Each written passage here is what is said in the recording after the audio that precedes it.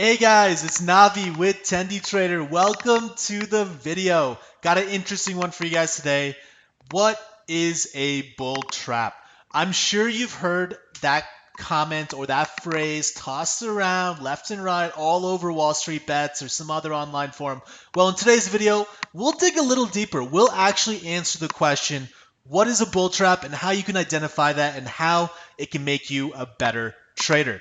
All right, before we get into that though, don't forget to hit subscribe. If you learned even one thing from this video, would love for you guys to show us the love. Hit the subscribe button, hit the like button, leave us a comment below, or even visit TendieTrader.com and learn a lot more about not only how to invest in options trading, but also how to grow and save your money for the long run.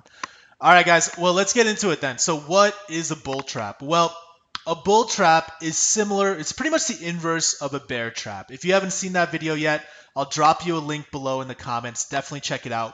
But a bull trap is when a stock in a downward trend begins to signal that it's done falling, maybe a little bit of an uptick, but then it only fakes you out and it begins to the stock reverses and it falls even further and continues that downward trend. So what we don't want to, the people we don't want to be is the one that buys into that first reversal and then ultimately are left holding bags as the stock continues to fall further. So how do we identify these? Let's break it down what happens specifically step by step in a bull trap first. So the first thing when you're identifying bull traps, it's to understand that either the stock or the market is in a bear trend. If you don't know what bears and bulls are, again, check the description below. There'll be another video on bears and bulls, kind of the precursor to understanding what a bull trap is, right? But for bull traps, we need to understand that there's an existing bear trend in the market or in that individual stock, for that individual stock, and that the overall sentiment is bearish. Ultimately, what's going to happen is, we're riding that trend down. Well, at some point, if it's a fundamentally sound company and a fundamentally sound stock, there is going to be a bottom, right? And a lot of investors are going to be looking to grab shares or open positions at that bottom or at that bargain price and start to ride the wave back up.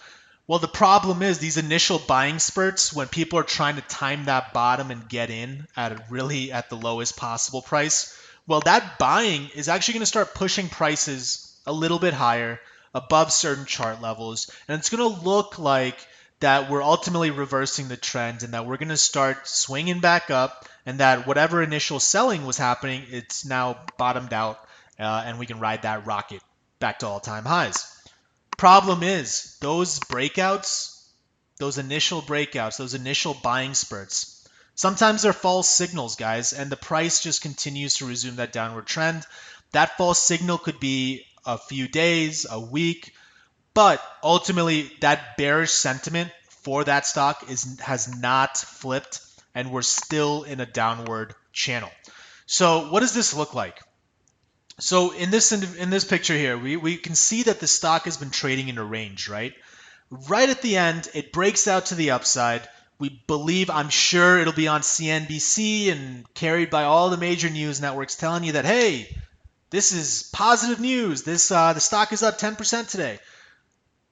Potentially, that could be a bull trap, right? It's the first day of a signal reversal. We don't know if it's actually a trend reversal and it's done, or whether it's just that initial fake out. So you're going to see the false breakout, and that traps people that get in there. I'm not institutional investors. I'm talking about retail investors, the average Joes like us, right? We're getting in following this trend, and we get trapped thinking that this is a reversal, but boom. Ultimately, what we see is that false breakout, that price going even further and breaking into that lower trading channel or that lower range. So when you see this, what you want to do first and foremost is kind of get in the mindset that, hey, I don't need to maximize or you shouldn't think that you're late to the game when you see these initial changes in patterns, right? Ultimately, if that has been a downward channel for weeks and for months, what is a day or two to make sure and confirm that that is a true reversal and that we're seeing more bullish sentiment rather than flipping on the initial uptick? That's my personal strategy. Everyone plays it a little bit differently, but what I'm really looking for is a confirmed breakout rather than the first day of a positive reversal or the first day of a positive sign, right? Um, but that also can compared with one other major thing. And the key is looking at that market volume. If that reversal in our previous side, let's go back for a second. If we see that breakout on low volume, that's a fake out, guys. Ultimately, what we're looking for is a market changing direction associated also with a high volume. That's going to be a true, in most cases, again, this is not going to be universal advice, but in most cases, a market changing direction with a high enough volume that's similar to their average trading volume, that's a trend reversal versus low volume and the market changing direction. That could be a potential bull trap and signals that not enough people are actually getting back in and buying those shares to drive it higher. So if you see that the price is increasing, first thing to check is the move is accompanied by an above average traded volume. And second, check to see if there's any news or external factors that can justify a sharp reversal in trend. And I'm not talking about somebody on Twitter saying that this is to start buying this stock, but is there some fundamental news? Did they release a new product? Was there, a positive announcement from their CEO or from their board?